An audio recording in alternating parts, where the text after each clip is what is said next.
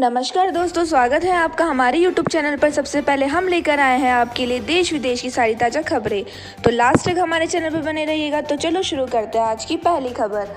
जम्मू कश्मीर, बारामूला में आतंकी हमला, एक पुलिस अफसर और 2 जवान शहीद। जम्मू कश्मीर में सुरक्षा बलों पर आतंकी हमले का सिलसिला जारी है। सोमवार को बारामूला जिले के केरी इलाके में सीआरपीएफ नागा पार्टी पर आतंकियों ने हमला किया। इस आतंकी हमले में एक स्पेशल पुलिस अफसर और 2 सीआरपीएफ के जवान शहीद हो गए।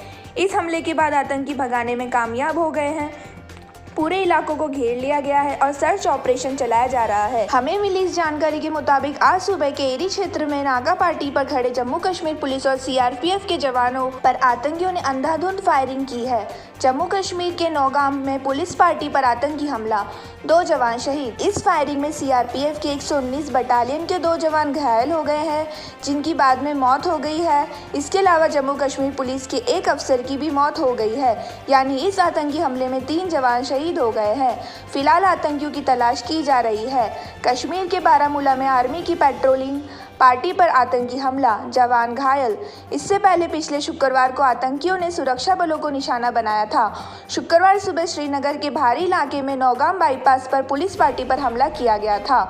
आतंकियों द्वारा किए गए इस हमले में 2 पुलिसकर्मी शहीद हो गए थे। जम्मू कश्मीर पुलिस के आईजी विजय कुमार के मुताबिक इस आतंकी हमले के पीछे जैश-ए-मोहम्मद का हाथ था।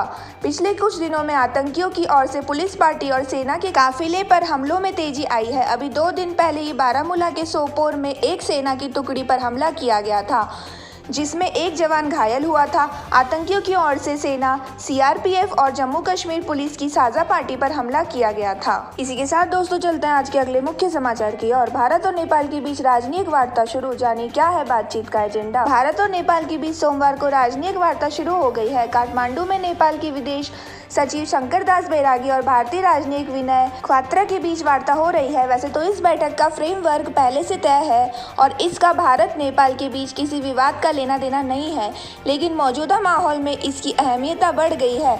इससे पहले शनिवार को स्वतंत्रता दिवस के मौके पर नेपाल के प्रधानमंत्री केपी शर्मा ओली ने प्रधानमंत्री नरेंद्र मोदी को फोन किया था। इस बातचीत के बाद दोनों देशों की ओर से संबंधों को लेकर कूटनीतिक भाषा में अच्छी बातें कही गई है, लेकिन इस विशेष फोन कॉल का विश्लेषण जरूरी हो जाता है। इस रिपोर्ट में यह समझने की कोशिश की जा रही है कि ओली द्वारा मोदी को फोन कॉल करने की क्या राजनीतिक मायने हैं। 15 अगस्त को नेपाल के पीएम केपी शर्मा ओली ने प्रधानमंत्री नरेंद्र मोदी को फोन किया था।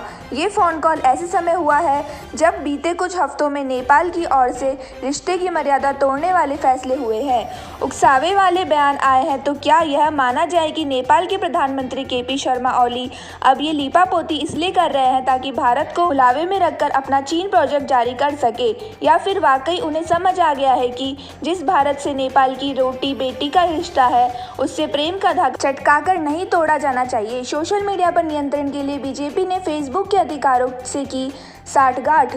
प्रियंका गांधी, इन सवालों का सच तलाशें उससे पहले जान लीजिए कि प्रधानमंत्री ओली ने स्वतंत्रता दिवस की बधाई देते हुए पीएम मोदी को क्या कहा। सूत्रों के मुताबिक ओली ने कहा कि इस संवाद को किसी के हार जीत और किसी के झुकने और किसी के अड़ने के रूप में नहीं लिया जाए। संबंधों में सुधार हो रहा है, दोनों तरफ से प्रयास हो रहे हैं। आधिकारिक बयान जारी हुआ, उसमें कहा गया कि प्रधानमंत्री ने नेपाल के पीएम को टेलीफोन कॉल के लिए धन्यवाद दिया और भारत नेपाल के सदियों पुराने और सांस्कृतिक संबंधों को याद किया। प्रधानमंत्री मोदी और पीएम केपी शर्मा ओली के बीच ये बातचीत सीमा विवाद शुरू होने के बाद पहली बार हुई है। 8 मई को भारत के रक्षा मंत्री राजनाथ सिंह ने लिपुलेख दर्रे को उत्तराखंड के धारचूला से जोड़ने वाली 80 किलोमीटर लंबी रणनीति सड़क का उद्घाटन किया था। इसके बाद नेपाल ने लिपुलेख, कालापानी और लिम्पियाधुरा को अपना इलाका बताते हुए नया नक्शा जारी कर दिया। जून में नेपाल की संसद ने इस राजनीतिक नक्शे को मंजूरी भी दे दी।